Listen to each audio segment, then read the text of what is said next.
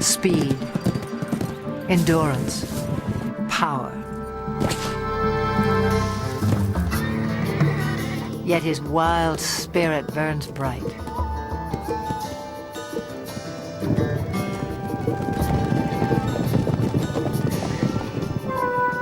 Spark of ancient myth. Pride of king and conqueror. He was the backbone of civilization. History was forged to the beat of his hooves. Even now, he still lays claim to the heart, with all the bold beauty that is the horse.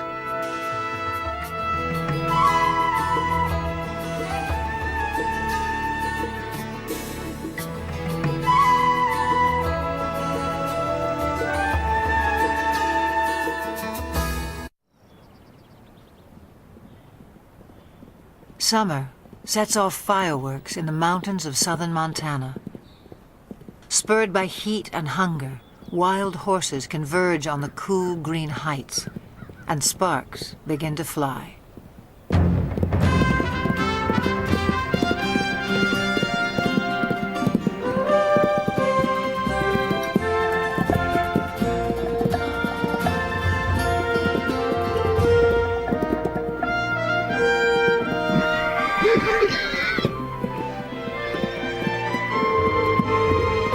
Stallions spar and court young mares in a drama as old as the hills.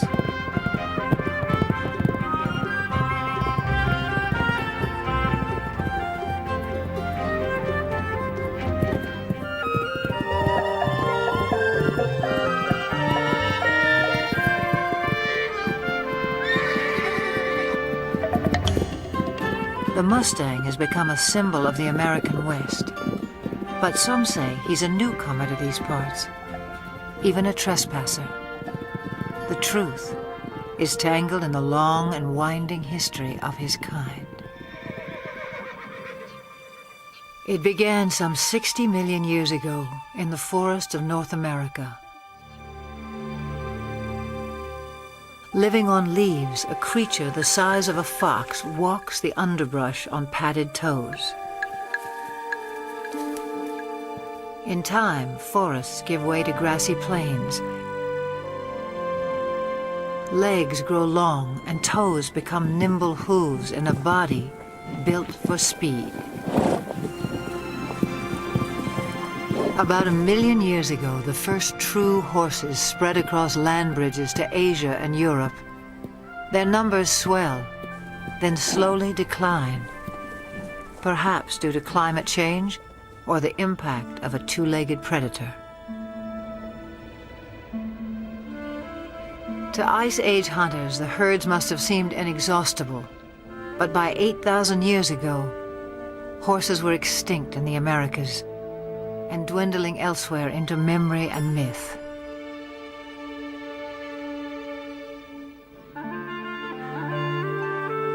Then somewhere on the steppes of Eurasia, at least 4,000 years ago, the horse inspired someone as more than just a meal. It may have begun as a shaman's ritual or a reckless teenage prank. But some brave soul took a quantum leap and changed the world forever.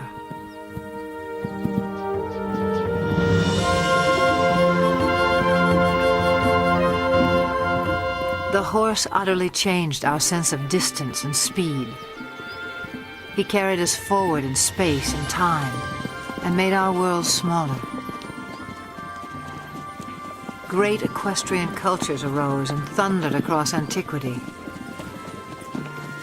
Today, most have vanished, but here on the steppes of Mongolia, little has changed since the time when the horse became a way of life.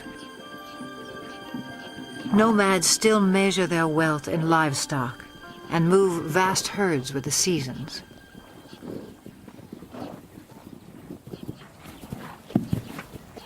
Small but hardy, Mongolian horses endure a harsh climate and grow a thick winter coat. When pasture is meager, they can survive on very little.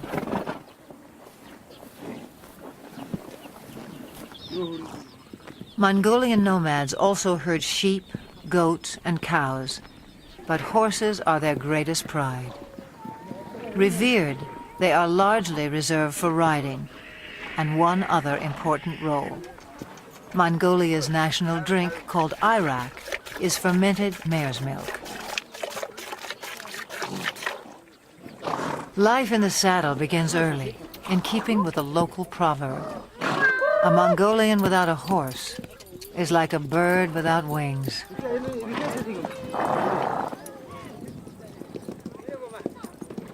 In July, thousands of nomads set up camp on the edge of the capital city, Ulaanbaatar.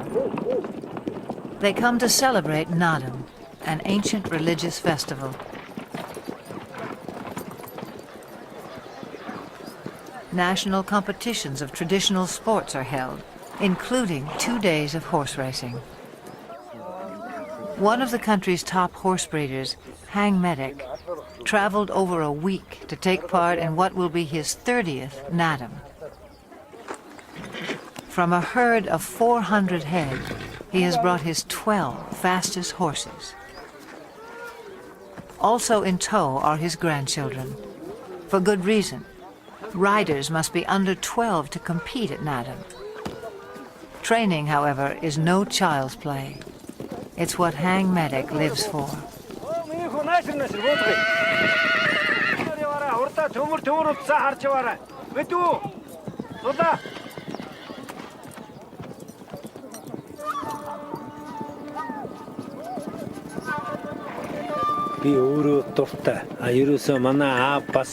Horse training is a passion. My father was a great trainer, and he passed that on to me. It's the same for most Mongolian people. We compete at Naadam to see who has the best horse, and because we're so proud of our horses. A fine racehorse is a symbol of good luck and happiness.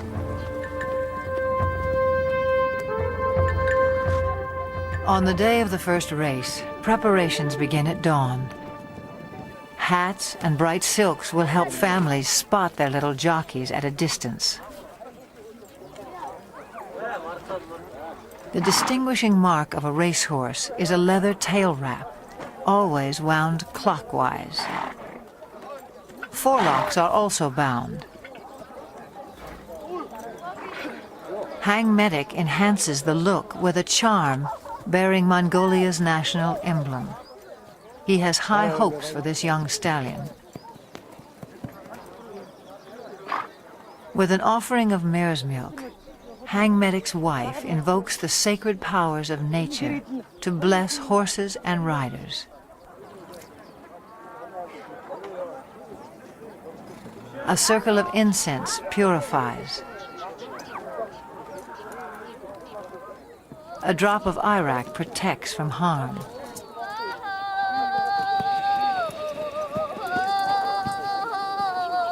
An ancient Buddhist chant rings out for luck.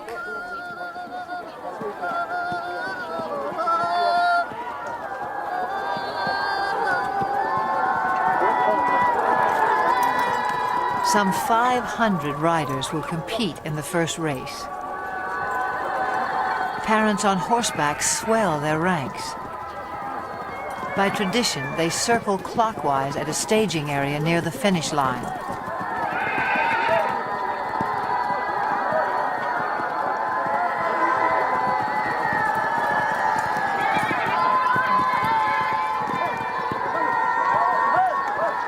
But the running of the race is not yet at hand. The starting point lies more than 15 miles away in the open steppe. To reach that point at a walk will take the racers some 3 hours. Which leaves time to kill for everyone else. Nomads like Hang Medic take the moment to catch up with old friends and trading partners. For people who live much of the year in relative isolation, there's also the irresistible allure of new faces.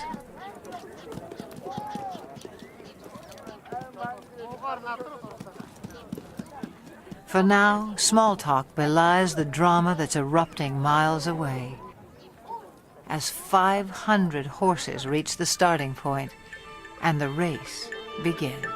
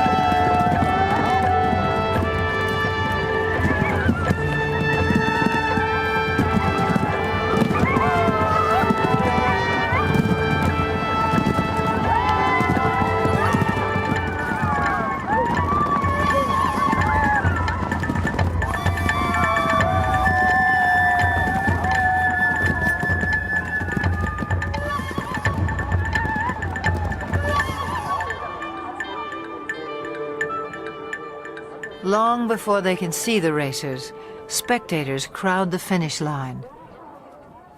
According to myth, the dust kicked up by winning horses showers happiness and prosperity on all those it touches.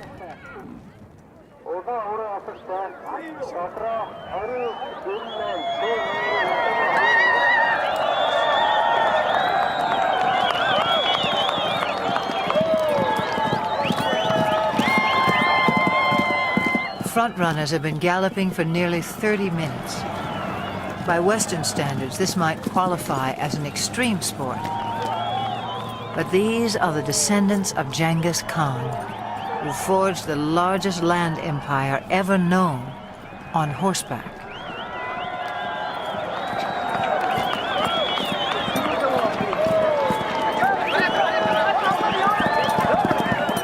The blue sash of victory goes to the first 5 horses. A flash of green tells Hang Medic his granddaughter has placed. But a riderless horse sends him off in search of his youngest grandson.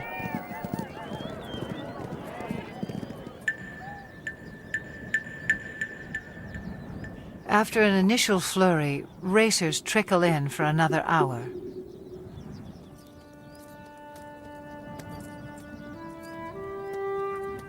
Herd instinct alone will keep a horse going, even one that lacks the fitness and conditioning required for a long-distance run. For some, the strain is too much.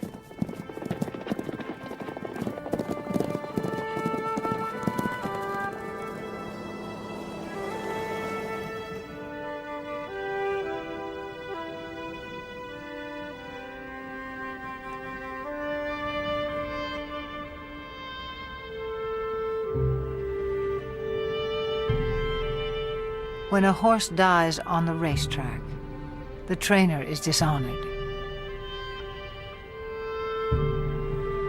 But the child who has lost a beloved pet reaps only heartbreak.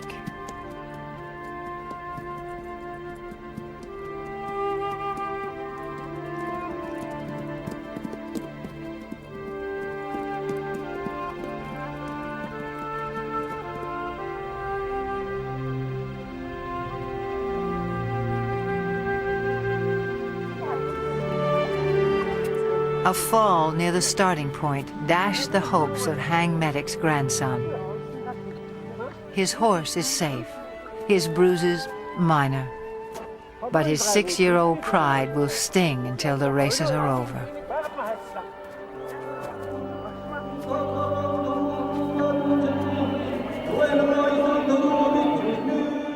Nadam concludes in the National Stadium.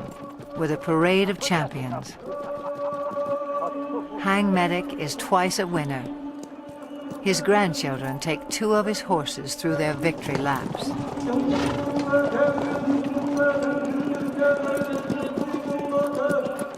A herald sings the praises of the winning horses. Medals and mare's milk do them honor.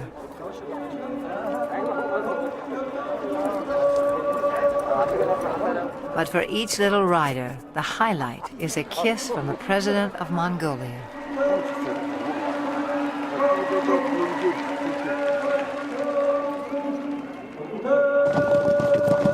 No other nation makes more of the horse.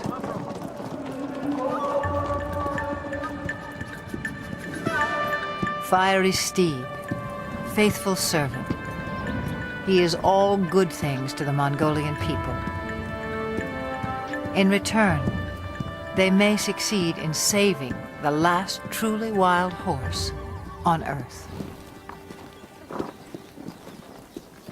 Before the rise of civilization, his kind ranged throughout Asia and Europe. Alert and aggressive, they were elusive prey with their camouflage of tawny coat, their upright two-toned mane. These horses were already rare in 1878, when Russian explorer Nikolai Przewalski returned from Mongolia. He carried a skull and hide that would prompt the announcement of a new species.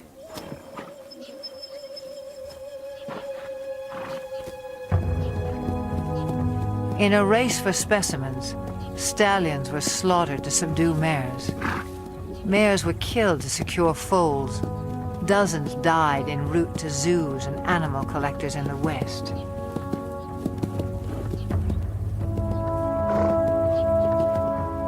Przewalski's horses were last sighted in the wild in the 1960s. A decade later, fewer than 300 survived, in captivity only.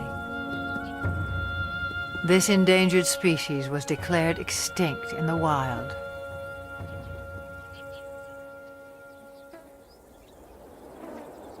In 1992, 16 Przewalski horses from European reserves touched down in Ulaanbaatar. Their journey was the crowning achievement of Dutch conservationists and Mongolian authorities.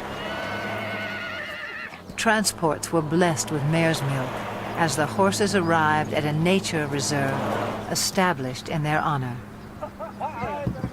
The homecoming delighted local people. Their name for the horses is Taki. The word also means spirit.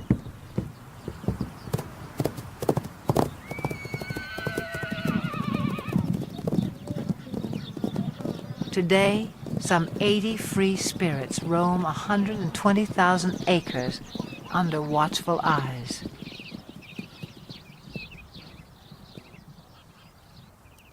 Park rangers closely track the animal's health and behavior. Breeding success is high. 2 generations have been born in the reserve. To increase the gene pool, horses are still brought in from the West. But prospects for a self-sustaining population are promising. Mongolia's preservation of the Taki seems a fitting tribute to an animal who has given us so much.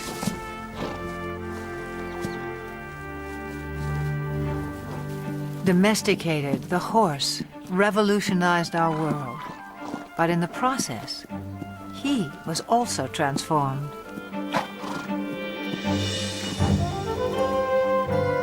The legendary Arab is just one of more than 150 breeds, some honed for work, some for sport, others for sheer show.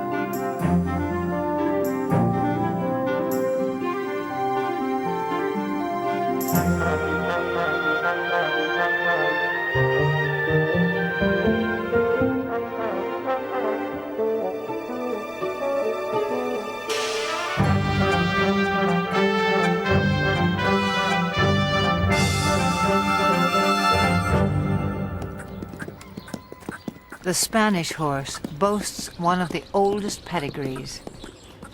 His speed and stamina were praised by the Romans. The famous Spanish riding school in Vienna was founded in his name. A dancer's grace made him a favorite of monarchs and earned him the title Royal Horse of Europe. Today, he inspires a new generation. At the Royal Andalusian School of Equestrian Art in the town of Jerez in southern Spain. Few gain admission here. Only first-rate horses, trainers, and students. A strict curriculum has produced several Olympic competitors. The school also keeps tradition alive. Once a week, the public is invited in to enjoy the splendors of another age.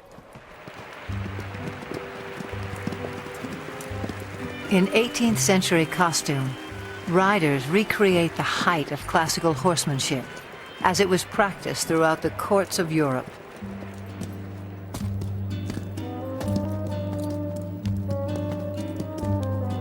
Most spectacular are the airs above the ground.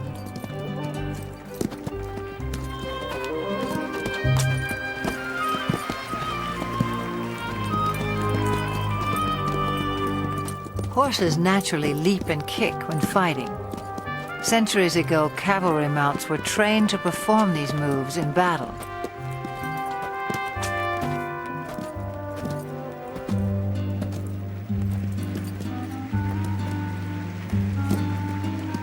Eventually, each gesture became an end in itself, as formal as ballet.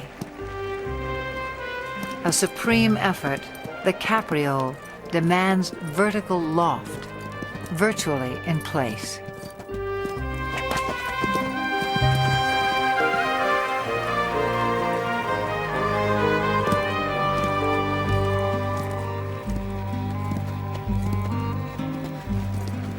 Few can perform this exacting dance with the power and precision of the Spanish horse. The purity of the breed is proudly protected in Spain, yet his bloodlines extend far and wide. For this was the horse who once conquered a new world. Some 500 years ago, Spanish explorers rode upon the shores of the Americas. Some native people mistook man and mount for a single fearsome creature. But soon they would make the horse their own.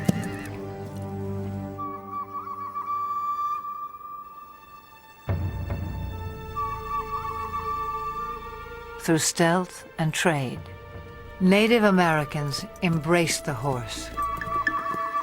It was said they came to each other like long-lost brothers.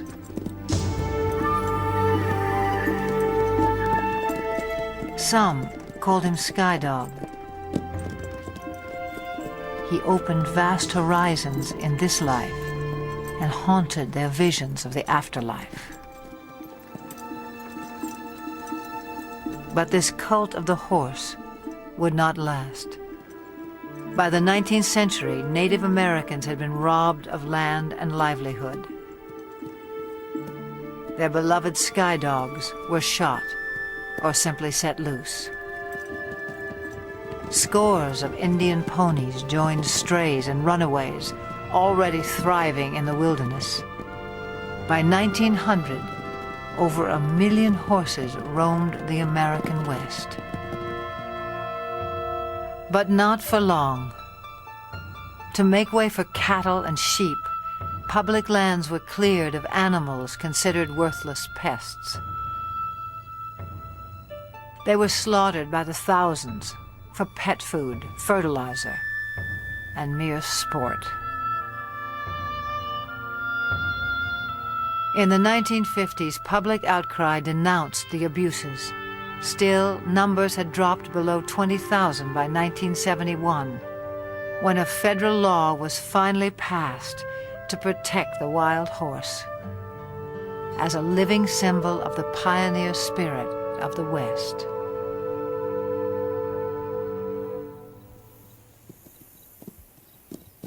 Today, the Bureau of Land Management oversees some 45,000 horses on public lands in 10 states.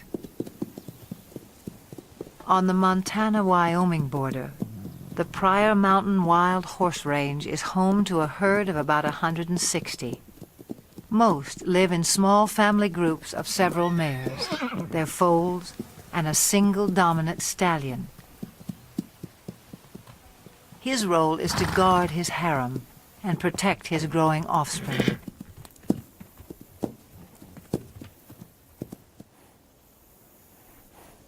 This stallion, known as Raven, is one of the most dominant on the range. A heap of fresh droppings called a stud pile alerts him that potential rivals may be in the vicinity.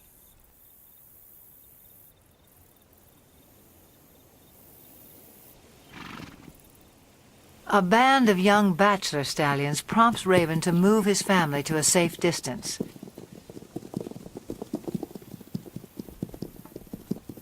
Then he advances on the intruders, and confrontation becomes inevitable.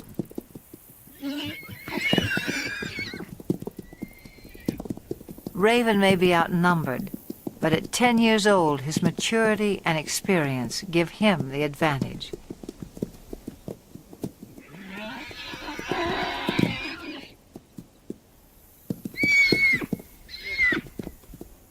As he enters the fray, his band stays put on the sidelines. Most clashes between stallions are more about asserting rank than inflicting harm, and serious injuries are rare.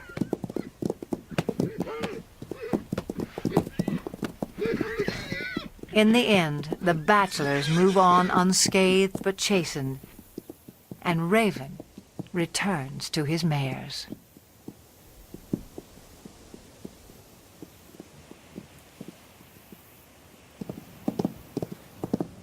Occasionally, even mature stallions form alliances.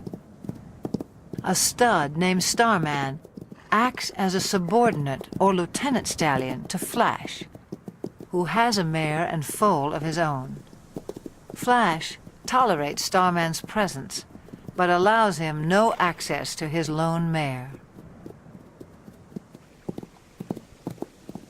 In summer, a waterhole fed by melting snowbanks attracts this small band.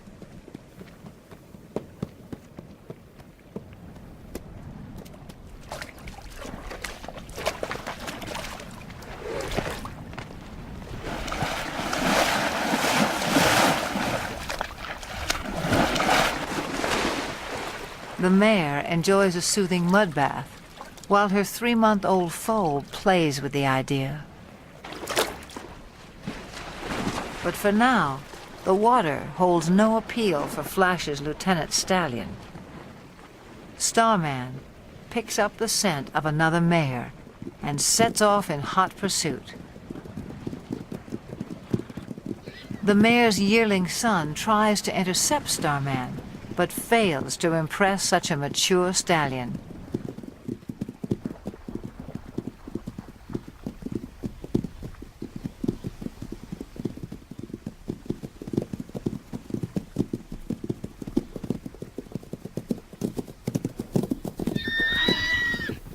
This mare's own stallion must be just out of sight, a boon for Starman.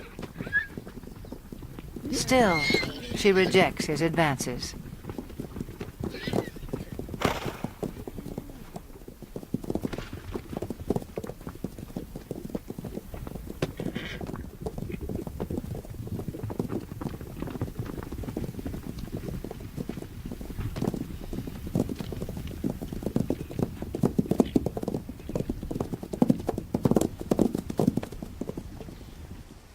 In the end, she gets away, and Starman can only observe the tactics of a more successful suitor.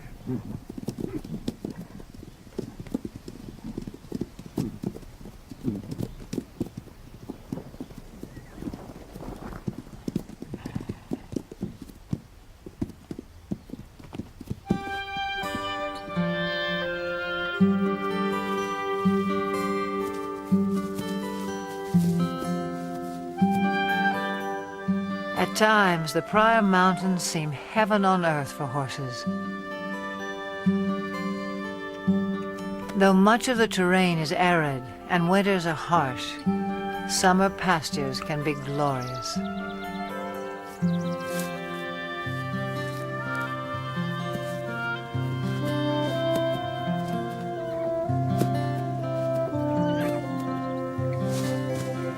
The horses have few predators to fear.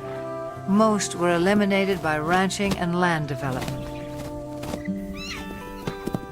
With high fertility rates, the horses' numbers can increase by 10, even 20% a year. And that means trouble in paradise.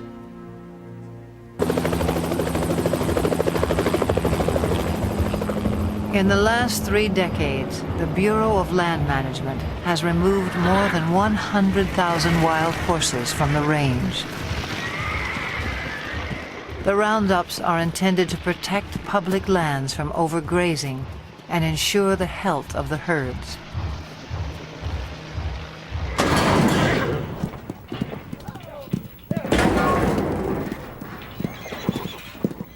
Excess animals are placed in adoption programs, but supply far exceeds public demand.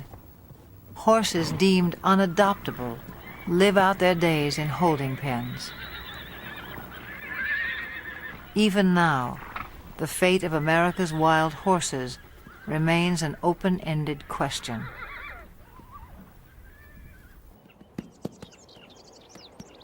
Some 4,000 years of domestication have failed to deprive the horse of his wild instincts. His natural impulse is to flee the company of humans. Brian Newbert makes a living, not breaking, but in his words, starting wild or green horses. This 2-year-old quarter horse stud, born on the open range, has never been handled. On his ranch in Northern California, Brian is about to make first contact.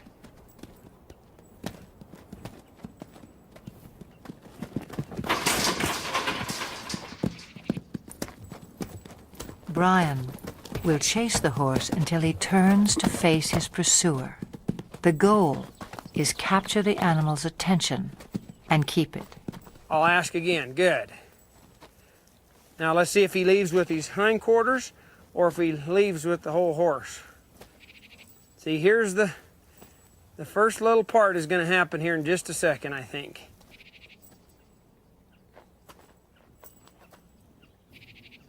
Subtle shifts of body language keep the horse focused on Brian. If his attention wanders, I might see if I can get another step closer. As long as he's doing that, I'll just let that soak in. And I'll take another step. And I'll take another one here. He's having trouble with it, but he's trying.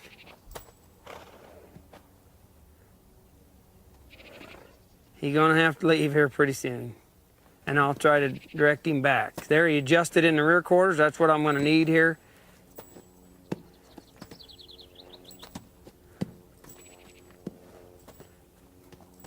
Within about 15 minutes, the young stallion has mastered the maneuver. Now Brian presents a new challenge. I might do just a little swing in here and see if he can stand that. And I'll see if I can put that on there without hitting him in the face. And I'll just, as I come forward, just let that go. And it's kind of scary. And you can see that it's troubling to him a little. So I'll just put just a little pressure till he finds his way toward me. See, he keeps thinking his answer is out of here, but the answer's right there. The horse turns to Brian for reassurance. A critical breakthrough. Now he might reach for me.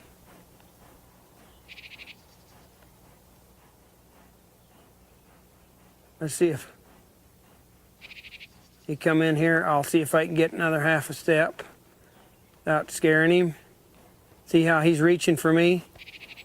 Now here's a spot where you want to watch their ears, because some of them they'll take a run at you. Now I'll just wait here till he reaches. Like that. See him smelling me instead of... There's the second time he's ever been touched by a human, or he touched a human, I guess, instead of... Now again, let's see if this head shaking will disappear. I'll just keep a little tension there, and I'll see if he'll reach for me. And pretty soon I'll reach for him, like right there. We sort of met one another. A little bit of touching there.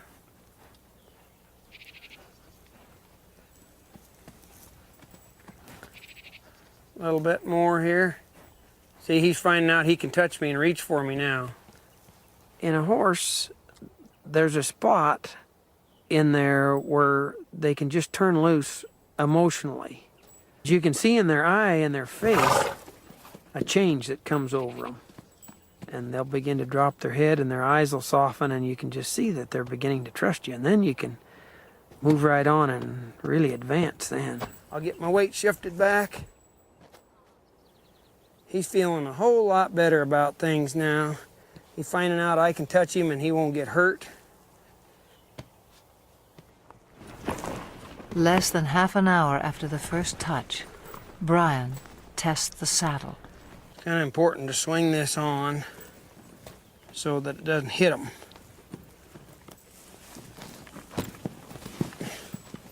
So this grab will gradually just lays right over on their back like that. I don't mind seeing one buck with the saddle, because being a prey animal, that's his responsibility to not let anything stay up there. That's where the predator has the best advantage. If he can get above and stay with them, then he can have himself a meal. Pretty dreamy now, but we'll see what he's like when he feels that saddle on there. I'd rather he test the saddle out before I get on than after I get up there. Now I'm going to move him off, but ever so softly, if I can. I'm not trying to make him buck.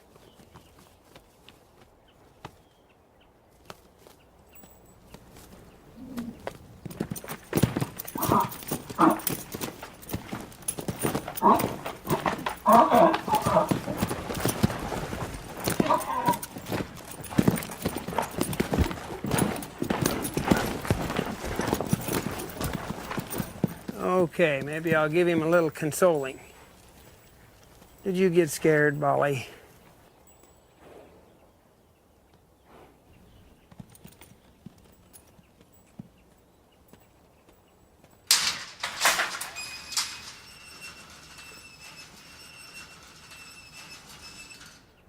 It's been less than 2 hours since Brian began work. A fairly routine first session. He'll leave the saddle in place for a few more hours, then give the young stallion a well-earned rest until morning.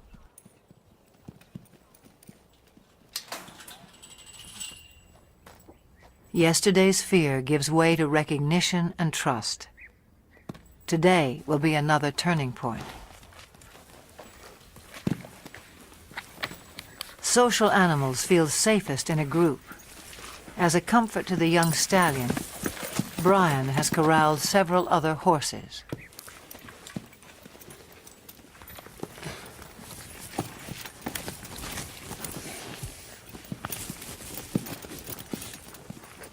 See, if he wiggles, I'll just wait here till he stands put. Pet him over here as if it was my leg, and maybe get myself kind of set here before he gets untracked. I might let him go right out that way. And I'll just ask him to go. If he gets set, if he gets scared, wants to run, I'll just try to go with him.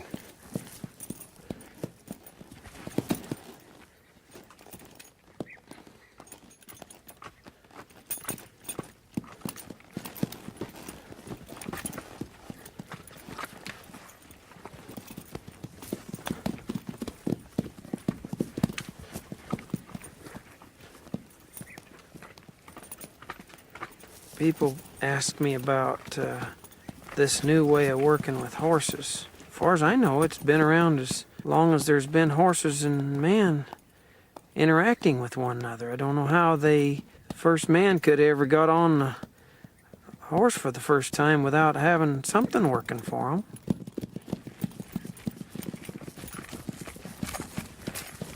I'll get a little bolder as he gets a little more confidence. I'll ask him here to come back to me with this rein little, and he did. The young stallion's first ride lasts no more than 15 minutes and prompts a simple reward.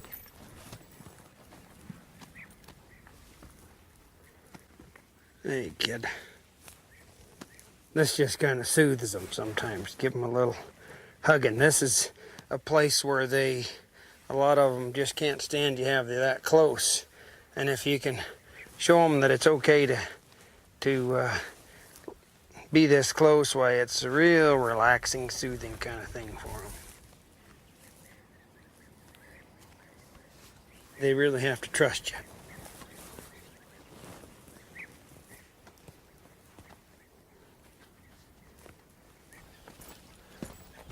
By day 3, it's time to abandon the security of the corral. A whole new life is beginning for the young stallion. He gets so he can trust me a whole lot more today, I see. And Brian is left to ponder an age-old mystery about the nature of horses. I often wondered how in the world would they allow somebody to get up on their back and guide them around. They'll take us miles and miles till they're totally, tired, pull wagons and pack loads and all kinds of things, when actually they could kick us or hurt us or buck us off any time, and yet they'll just work their hearts out for us if it's presented to them in a way that they can understand. Pretty special animal, really. Special indeed. No more than 60 years before the first moon landing, the world was driven by horsepower. Every sector of the economy relied on him. Transport and trade, industry and agriculture. No creature served us better in the building of civilization or its occasional overthrow. For millennia, the war horse prevailed in battle. If not for a horse, would Alexander have been great? Who can imagine Attila the Hun or Napoleon on foot? Over 1 million horses served in World War I. Nearly a third died. In World War II, tens of thousands perished in a battle of bullets and bombs. The age of horsepower was over. And yet there are more horses in the world today than during the 1800s. Some 62 million. In an age of technology, perhaps we yearn all the more for the touch of something wild.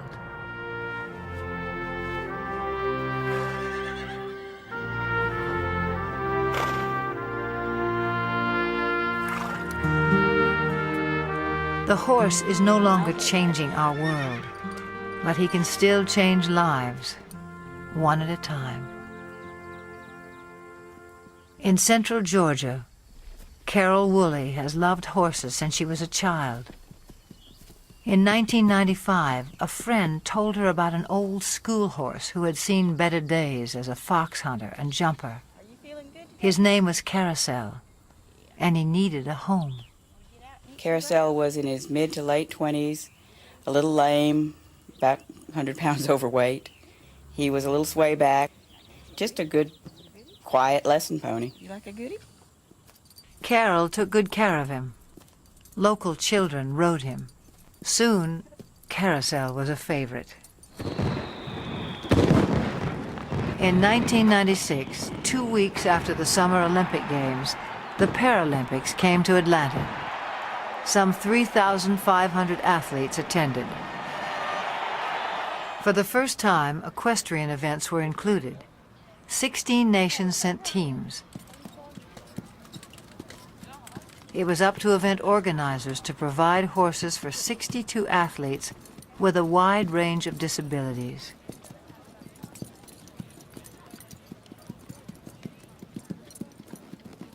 Each would be judged on precision, smoothness, and harmony of horse and rider while performing a set pattern in the arena. A call went out to horse owners for calm, well-trained mounts. Carol Woolley volunteered 2 of her younger horses, but games officials were desperate for more. She thought twice, then sent for old Carousel as well. After a checkup, he was quickly put to the test.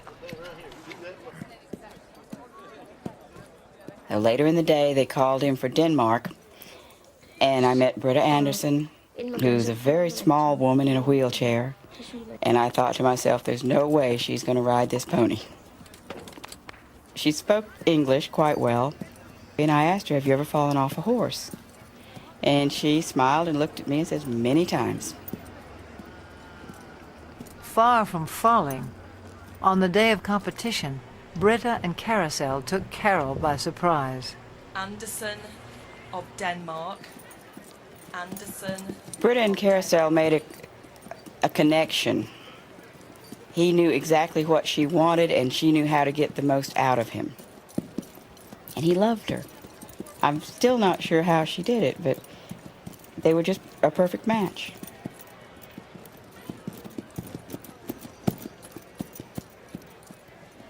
The judges agreed. The pair took first place in their division and received the highest score of all the competitors.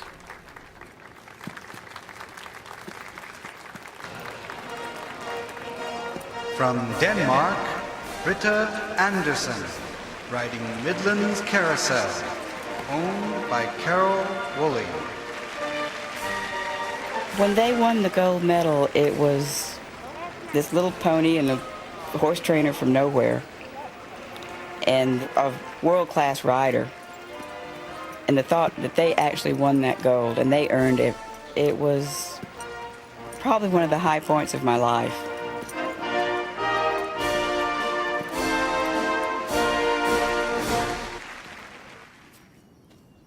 By the time she returned home, Carol had decided to start a therapeutic riding school.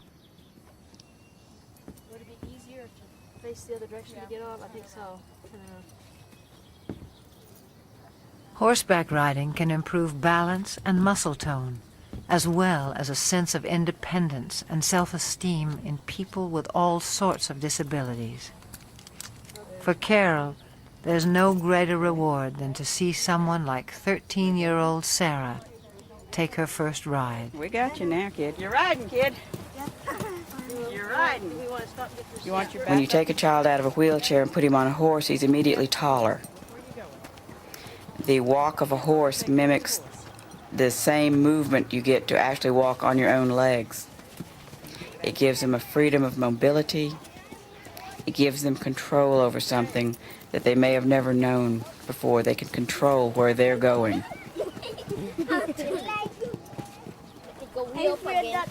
Carol runs the school on grants, donations, and volunteers. And Carousel heads her fleet of gentle horses past their prime.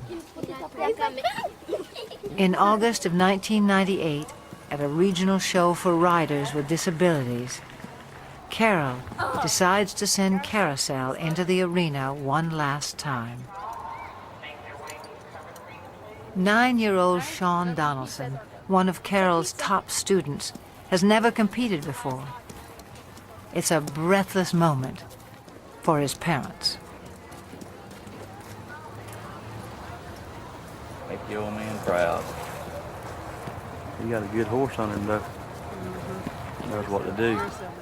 Young boy and old horse are picture perfect and take a blue ribbon. In first place, Sean Donaldson from Carousel. A first for Sean, a final trophy for Carousel.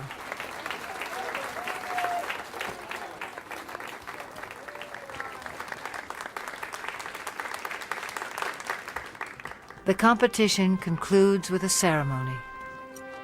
As a symbol of retirement, Carol removes the saddle from a little horse of unknown breeding who has meant so much to so many.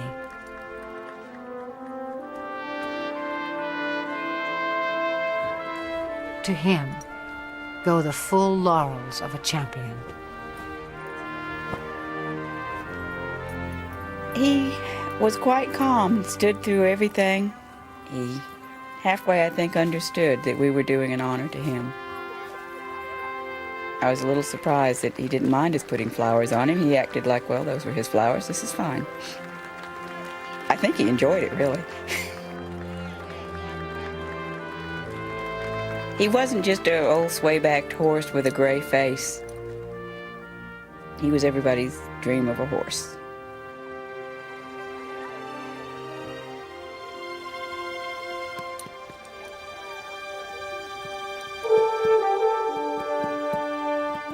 He's served everyone that's ever owned him, every place he's been. He's done everything we've asked him to do, all of his life. To me, he symbolizes all the horses that have worked hard all their lives and have given us so much pleasure. He's a fairy tale of a horse, but there's probably thousands of them out there just like him. I guess he's the poster child for all of them.